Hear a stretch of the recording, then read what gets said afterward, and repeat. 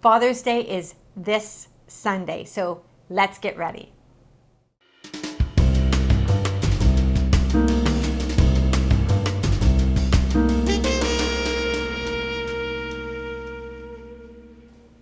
Hi, I'm Carolyn Evans-Hammond and welcome to my tasting room. Carolyn's tasting room is where you can taste exciting wines with me. And tonight, we taste finds for Father's Day. They include the 2022 Paul Mas Cabernet Sauvignon from the south of France, the 2020 Chateau Ste. Michelle Cabernet Sauvignon from the Columbia Valley in Washington, and the 2021 the Grinder Pinotage from South Africa. So let's taste.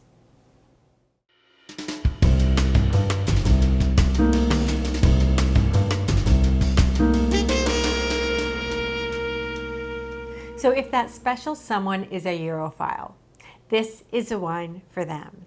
So it's the 2022 Paul Mas Cabernet Sauvignon. It's from France, it's from the south of France. Well, let's taste and see. So pour yourself a glass and first look at the color. Great depth of color. Whereas this Cabernet Sauvignon, which has thick skin, so you're going to get nice depth of color. And if you give it a swirl and a sniff, isn't that lovely? I love the scent of this wine. To me, it's all about blueberry pie. Beautiful. So that fresh blueberry note, wild blueberries, as well as some toasty notes from oak. Do you get that? I love this. I think the nose is sensational. Wonderful. And for a wine that costs, it's a very reasonably priced wine. It costs around $15 in Canada and around $8 in the US. I think it packs great value. So let's have a taste and see how, let's just let it sweep in and see how it expresses itself.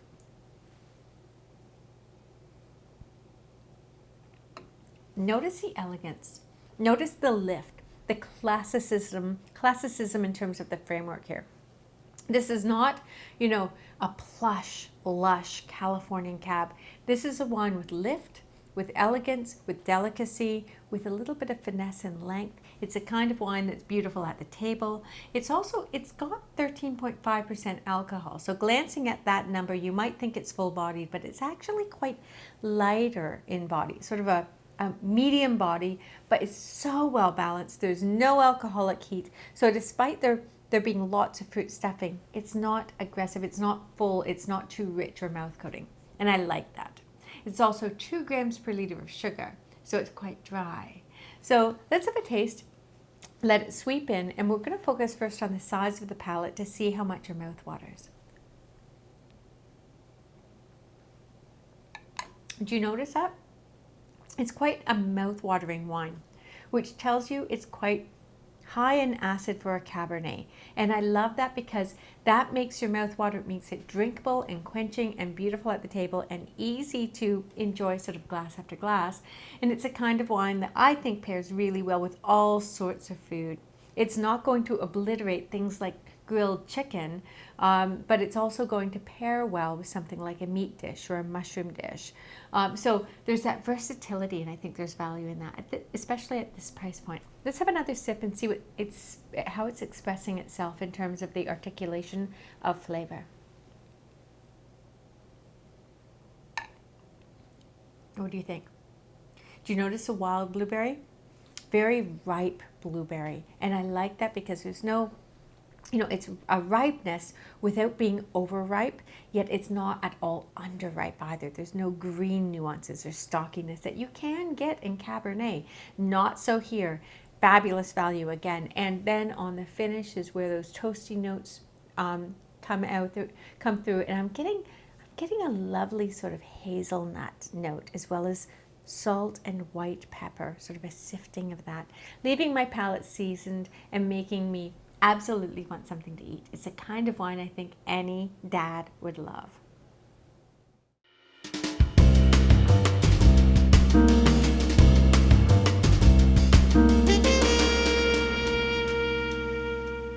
Now, if your dad is all about those velvety, rich Cabernets from California, try one from Washington. I think he'll love it. The one that we're having today is a 2020 Chateau Ste. Michelle Cabernet from Washington. It's from the Columbia Valley, and I think you're going to love it. So pour yourself a glass. First, notice the color, notice the depth of color. It's opaque. Now this is a very ripe wine, and you immediately know that. Yes, the last one was also opaque, but this has a certain depth of color the other one didn't. The opaqueness goes all the way to the rim, which is where the liquid meets the glass inside, and that tells you that there's density here, like real density. So give it a swirl and a sniff. It's interesting, isn't it? This does not jump out of the glass, but there's heady richness. So classic scents here of burnt almond and roasted cherry. Cassis, that blackcurrant liqueur, yes. And you have to kind of coax those scents. But they're there. There's a note of vanilla, a little bit of almond or marzipan. Very pretty, maybe a hint of chantilly cream. All classic aromas for big, bold Cabernet. So, on the palate, that rolls in, doesn't it? It doesn't zip in, it rolls and unfolds and unfurls, if you like. And as it does, that lush mouthfeel comes to the fore and starts revealing everything we found on the nose and more, and it's still going on the finish. Now this is a dry wine. I think there's 4 grams of residual sugar, so almost nothing, but it's also 13.5% alcohol. So it's medium bodied, and yet there's so much plush mid-palate stuffing that you would be forgiven for thinking it was fuller bodied than that. There's always an association between the alcohol level and the body of a wine. So if you want to know the body, you usually just glance at the label, look at the alcohol level, and you'll know whether it's, medium bodied or full or light. So let's have a quick sip. And what we're going to do now is we're just going to focus on it technically. We're going to start with the back of the palate to see if there's any alcoholic heat showing through the fruit. This is important because alcohol showing through tells you that the wine is off balance. No one likes to drink, something that's too hot. And it also is an indication that the fruit is falling out of the wine, meaning it's past its best. So it's a really important indicator of quality.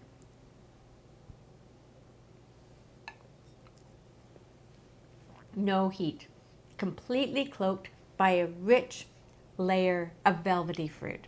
And as we talked about, unfurls, all of the complexity emerges. Complexity being a hallmark of quality, and balance, beautifully balanced, nothing sticking out. There's no, bright acidity or tough tannins or alcoholic heat or sugar showing through any of this. So it's whole and beautifully complex, and it lingers on the finish, and it's a classic textbook ripe velvety Cabernet.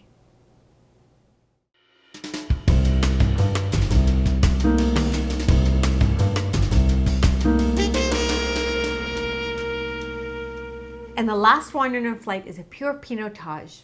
It's called the Grinder from South Africa, and it's certain to appeal to the coffee lover or the grill master, because Pinotage is often associated with mocha and coffee nuances on the nose and palate, and it also is a wine style that goes beautifully with grill marks. So pour yourself a glass and let's taste. First in the glass, dark color, great depth of color. We do know that Pinotage is a dark wine. Color-wise, it's also a fuller-bodied wine. This one is 14% alcohol, so we'll be looking for that on the palate. So, give it a swirl and a sniff. Do you smell that? Sort of roasted coffee bean, bittersweet chocolate, sort of dried plum or something like that, and a note of dark licorice. Like those licorice all sorts that you could get way back in the day. That's what this smells like to me. Beautiful. A slight confected note, which I think is quite fetching. It makes it smell like it's going to be really yummy. Let's have a taste and see. Are you surprised?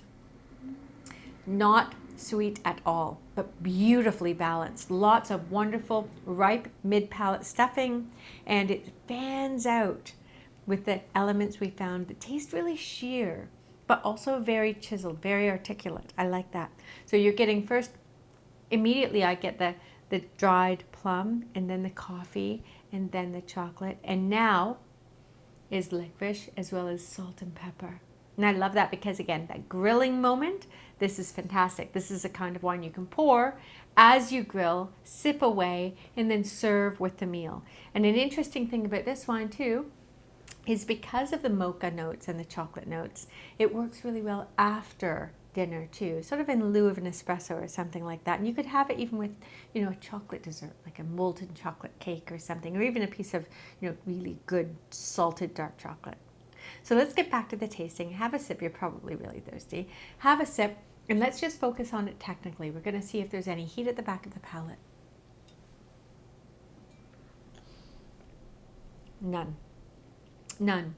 But it streams in beautifully balanced. Technical notes hang together really well, frame the fruit nicely, and the flavor profile fans out, unfurls, cascades, and lingers nicely on the palate. Great purity here, great length, nice concentration, complexity, and structure. I think this is a great value find, especially for the coffee lover or grill master or even the chocolate lover.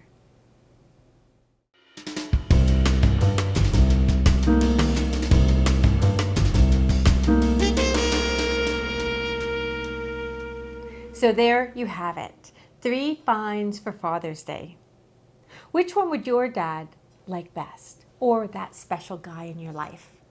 Let me know. Hit me up on social, and don't forget to like and subscribe, because I'm coming right back with another flight of delicious wines, spirits, and other drinks here on Carolyn's Tasting Room, so you can drink better and learn how.